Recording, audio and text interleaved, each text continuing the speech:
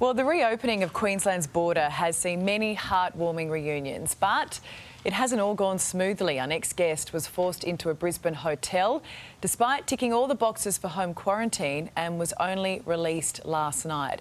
Edward Ross joins us now from Toowoomba. Edward, nice to see you this morning, mate.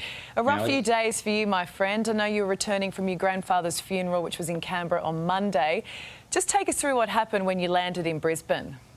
Yeah, so my sister and I booked flights after the 9 o'clock press conference on Monday, and yeah, we had the test done the day before in Canberra and came back negative.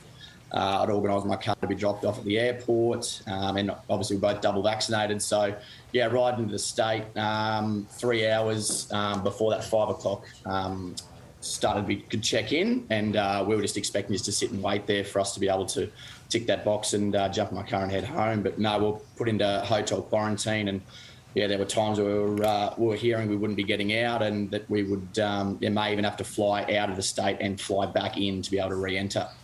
So this is it, isn't it? You thought you flew in about 1:30 on Monday afternoon. You thought, we'll hang at the airport till 5 o'clock. That's when the new rules kick in. But you were taken to that hotel quarantine, and that's where it got all confusing, isn't it? Because you had someone saying to you, no, you actually have to get on a flight, go to Sydney, and then fly back into Brisbane if you want to do home quarantine. This is where it gets all a bit ridiculous, isn't it? How long did you end up spending in quarantine till this was cleared up?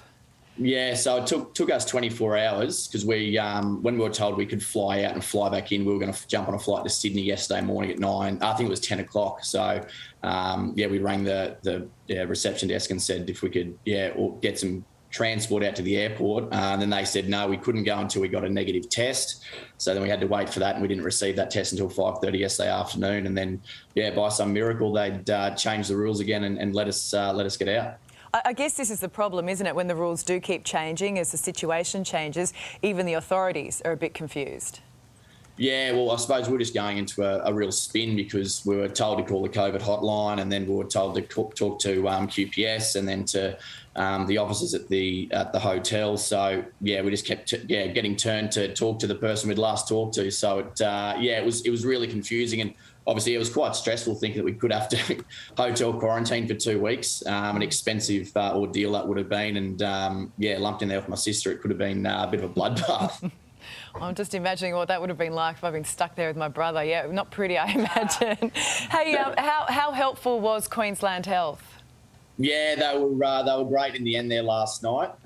It was just the semantics there yesterday. On Monday afternoon, because we were told that we'd be taken back out to the airport at 5 o'clock, and then when we were told we weren't, there was there's a lot of trust lost there during that period for sure. Well, I'm glad that sanity's prevailed here. You're now at home. How are you feeling about another 12 days of quarantining? Oh, well, luckily my beautiful wife's filled the fridge here, and I got a few bottles of wine, so I should make it through all right. But it is quite frustrating when people from overseas that are double vaccinated can fly into Sydney and be down in Bondi within 2 hours. It's a bit of a weird show we've got up here in Queensland still. Wine? How fancy! What about the black rat? It should be good. All right. Look, glad you're home safely, and it sounds like you've got a lovely wife. Well done. We'll talk to you soon, Edward. I don't think Edward knows what a black rat is. He's a bit hoity-toity, isn't he, eh? Eh, big fella? Not a true Queenslander. Mate, I've had enough black rats, mate. I've been in enough camp drafts. Just shove a Milton mango in your neck, bro. That's what gets you through. One day. Good on you, Edward. Thank you.